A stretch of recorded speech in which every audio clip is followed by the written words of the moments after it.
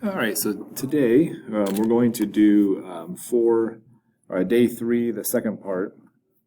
And I want you, I'd love it if you'd pause this and try to fill out this table on your own. This is just based off of some of the stuff we did yesterday, or I should say, yeah, yesterday. It was yesterday. So they're saying if cosine theta and sine theta are these, and obviously on this one, tangent is the same thing as sine theta over cosine theta. You could put 5/13 over 12/13. 13s would cancel out, so it'd just be 5/12. But fill all these out and thinking about what does this mean? If I negated theta, what does that do? And think like, if the angle was up here, then this would be the new one. Or if the angle was up here, this would be the new one. So really, negative theta just flips it about the x-axis. So that's flipped. I'll just say flip x-axis because I'm running out of space. So, flip about the x-axis. If you took theta plus pi, and this being the measure in radian, if you added a pi to it, that's like adding half of a circle to it. So if it was, say, here, half a circle would be here. Or maybe I should put that dotted line. Or if I change colors, I say that if it was here and I add pi, it's going to be down here now. So in both those cases, it was flipped out the x and the y axis. We can say flipped x axis and y axis. And that's important because the x coordinate, remember the x coordinate is the cosine. So if it's flipped out the x axis, well, the x coordinate stays the same because it's going to flip down. If it was to the right, it's going to stay to the right. If it was to the left, it's going to stay to the left. So cosine would stay the same, the sine would get flipped, and then tangent would get flipped too, or would be negated. So try to fill this out. Maybe just pause your video and really quiz yourself here and see if any of that stuff made sense.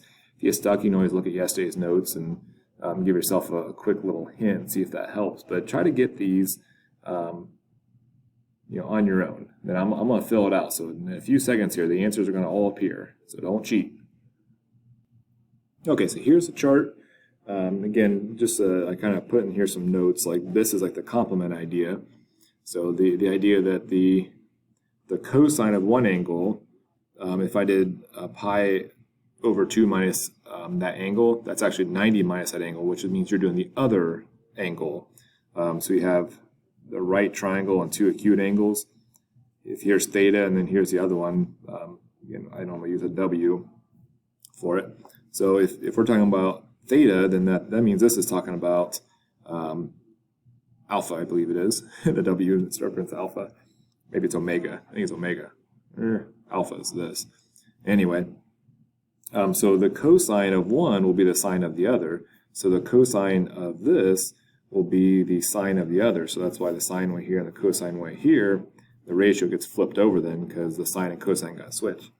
And then, pi minus theta is just flipping about the y-axis. And, so the x would be switched, the y would not. You're still going just as far up. Okay, so periodic function. So and these sine and cosine are in tangent. They're all periodic functions because they just keep doing the same thing over and over and over. So a function is periodic if there is a positive number such that whenever you add to it, you take x, in this case t, you add to it, you get the same thing you had before, the same value as before. For all values, it does the exact same thing over and over. So how long that takes, what that c is, depends. But yeah, so let's look at the periods of sine, cosine, and tangent. So down below here, if you want to go to Desmos and graph those, you can. If you kind of have them memorized, that's awesome. Hopefully we're starting to get these memorized, and I would love it if you had sine, cosine, tangent memorized for calculus for next year. It'd be, it'd help you out a ton here. But if you want to follow these directions, if you're stuck, you can follow these directions. Otherwise, I'm just going to do it by hand here.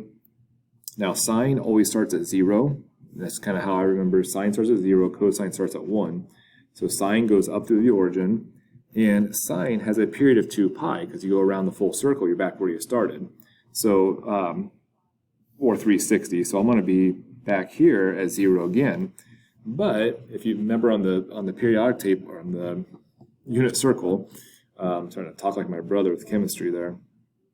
But whenever you went, I'll just draw it real quick. So like here, the y coordinate right there, this is 1, 0, so the sign ratio is 0. But when you swing around here, this is -1, 0. So it's actually 0 again at pi, which is 180. So you actually hit 0 3 times. When it's up here, it's 0, 1. So it gets as high as 1, and that's at 90. And then down here, the lowest it ever gets, this is 0, -1. So the lowest value on the unit circle that sign ever gets, the y value, the sign, is going to be -1, and that's at 270. So it kind of follows that wave right there, and let's make it look like a really nice curve when you're drawing it.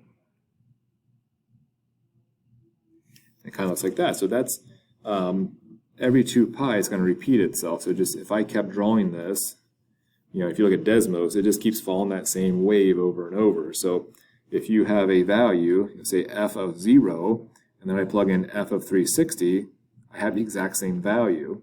So that c that we have to add would be 2 pi to this one. So the period of sine is 2 pi, or 360. I can put 360 here. Cosine is actually going to be the same thing. Cosine does the exact same thing. It's just where it starts and what value it starts at. So this starts at 1.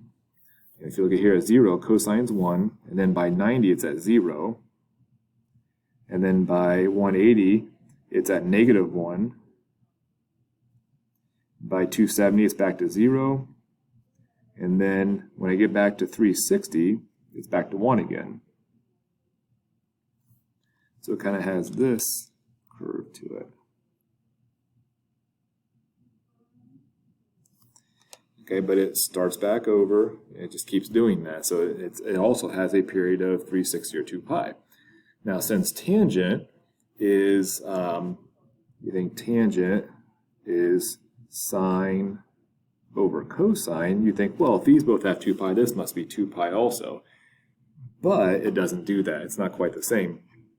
Now, kind of what we want to do here, and if you just use Desmos, you can, but I like to reason it out. I want you to be able to do this too. But the sine over the cosine, well, here, sine was 0, cosine was 1. Or you think 0 over 1 is 0. So the tangent's actually going to be 0 right there.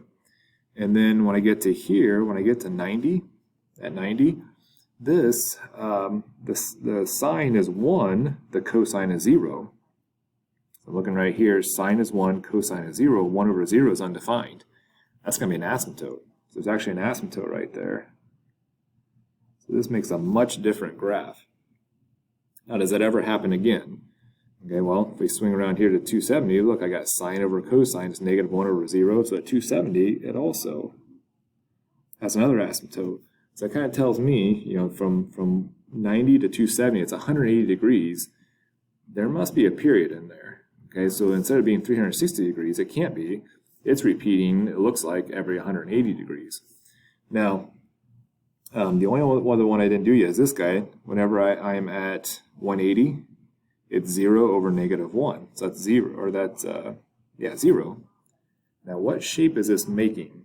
Okay, so as I'm getting, how do I want to show this? So as I'm getting closer to 90 here, so I'm getting close to 90, I'm going to have my x value is getting very small.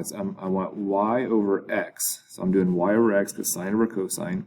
So y over x, and as the x is getting very small, so small, I mean, this is getting close to 1. I'll just say close to 1. And this is getting super, super small in here. So as I'm getting really close, this is 1 divided by a tiny number. So think like 1 divided by 0.01. If I divide by 0.01, that's going to be close to 100. Now if I did 0.001, that'd be 1,000. If I put another 0.01 in there, it's going to be 1,000. So as I'm getting closer and closer and closer to 90, I'm getting a huge number, like a massive number. So it's going to be going up. I'm going up towards that asymptote there. So it kind of does this number. As soon as I flip to the other side here now, on this side, kind of the same idea. Y is really close to 1, but x is really small. It's like a negative. It's like a negative 0.001, which means when divided, it'd be a negative. So this is going to be starting down here somewhere and coming up. And it does this number right here. Let's see. So when I get to here, it'd be 0 again. It kind of does something like that. Okay? So that's why that looks like that. As I'm getting closer to the 90 and the 270, you're dividing by a really tiny number on this side. Here you're dividing by a really, really tiny negative number.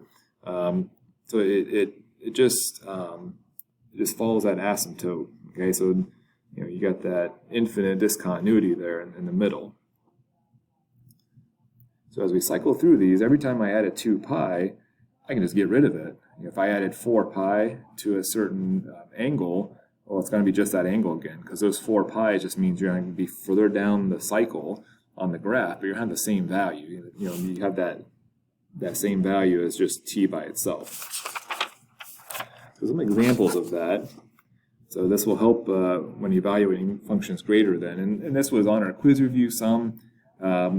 Just kind of introducing the idea a little bit. Now we're just going to really cement it here and say that the cosine of 390, I can think of that as 360 plus 30.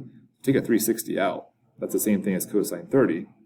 So cosine 30, if you do your triangle here, say 30 degrees up. So this would be a 30, 60, 90 triangle. This is 1, this is a half, this is radical 3 over 2. Cosine adjacent over hypotenuse, over hypotenuse. So cosine of 390 equals the same thing as cosine 30, which equals radical 3 over 2. Now, I'll go down to number 2 here, I guess. I got 1, 2, 3, 4. I'm not sure why we did that. But so how many, if I did sine of 2,205, how many 360s is that? So if you divide that, take 2205 divided by 360, it's going to be 6 point something. So I'll put a 6 there. Take 6 times 360. How close is that to 2205? Well, that's 45 short. So it must be 6 times 360 plus 45.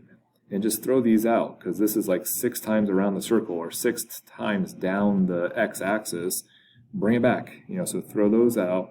This would be the same thing as sine 45.